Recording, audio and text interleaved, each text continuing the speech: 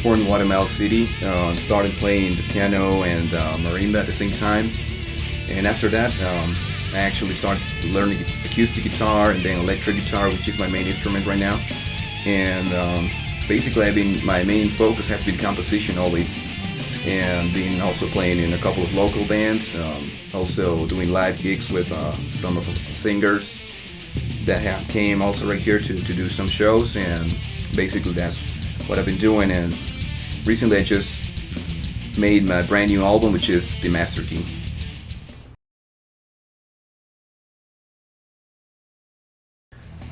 Most of my influences have come from guitar players and also keyboard players like Kevin Moore or Yanni, for example, which is a new age composer. Also, as far as guitar player goes, I like a lot the style of John Petrucci, for example, Dimebag Darrell, Vinnie Moore, Steve Vai. Those are like my main influences. Also, Kirk Hammett from Metallica actually was one that actually taught me a lot in the style that I play nowadays. So yeah, I have been learning a lot from keyboard players and guitar players. And as far as bands, well, I like a lot of hard rock bands, some of the progressive stuff, such as the things that I write sometimes. And yeah, I like thrash metal and death metal too, like things to mix it up in a recording, for example, in a composition. And also I like some pop music sometimes. Yeah, I listen to a lot of styles sometimes.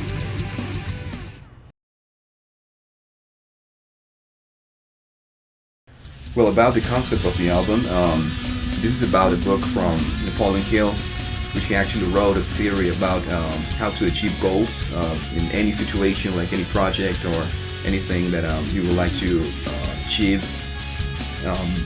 So basically I started implementing that idea into the recording. So it's actually, I started making the music, like first the bass, the drum parts, some of them, I started writing them.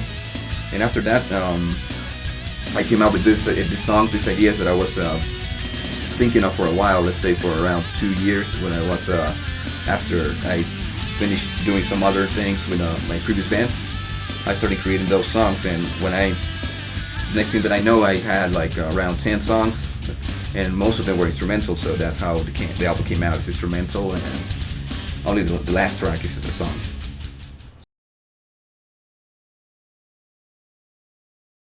My native language is Spanish, Español.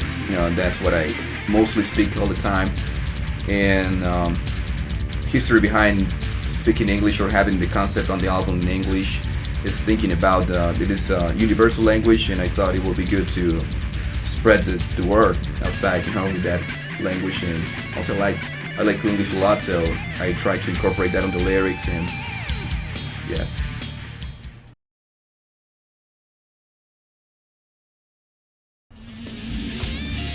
Man, that was like the longest process that I have been into a recording session.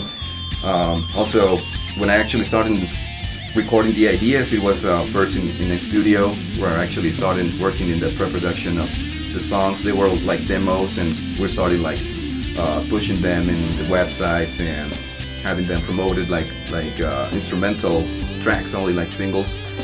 And after that, I started re-recording the things one by one, starting with programming the drums, so drummer after that can listen to it and play it after that.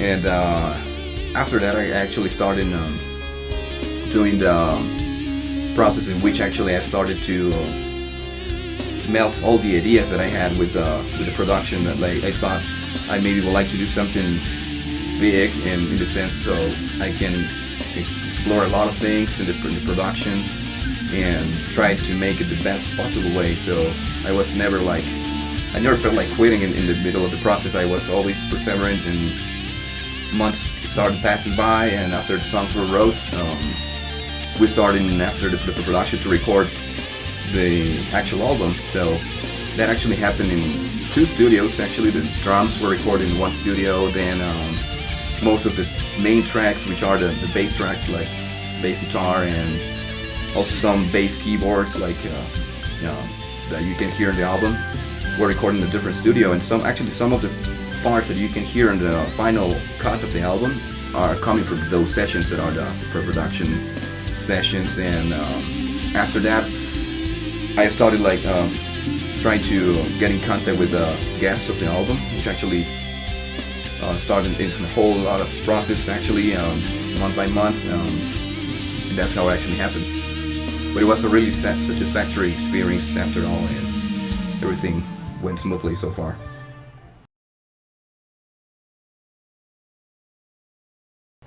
When I actually started thinking about making the album as big as possible in the sense that of production-wise, compositions, I started thinking about why not having some great musicians on it. So that was basically the main idea of doing the master key.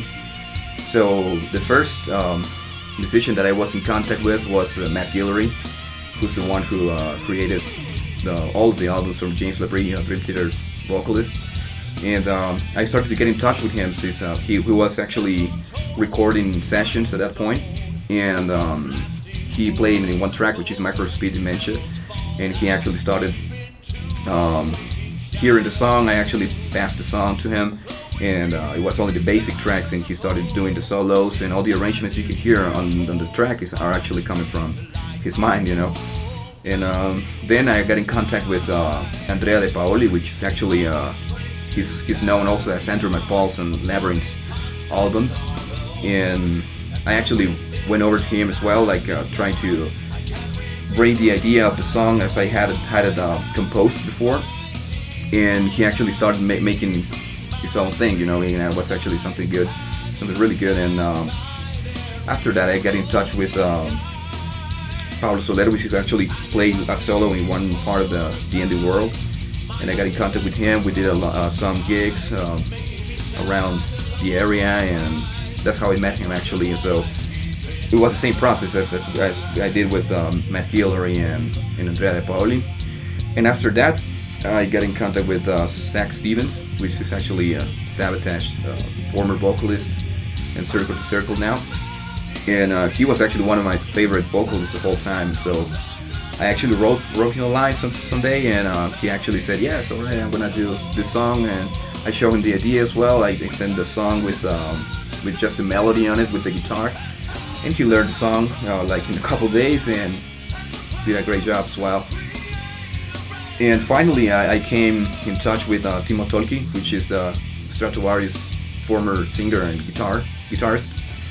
And I thought about maybe if this album has some cool guests on it and everything is gonna be like that, I thought, why not have someone to produce it at the end, like to have it mastered by somebody who has the experience and knows about the sound of the songs, you know. So I got in touch with him, and at that point, just at the same timing, he actually told me that he's having some sessions for mastering and for mixing online, and it came in the right time, you know, when I was like finishing composing the songs. It was something like he came and listened to the songs and give me some feedback and tell me you need to do this and that with the drums or things like that. So that took a while also to have it finished, you know. So at the very end, everything came out really good, and now we are really happy about the results.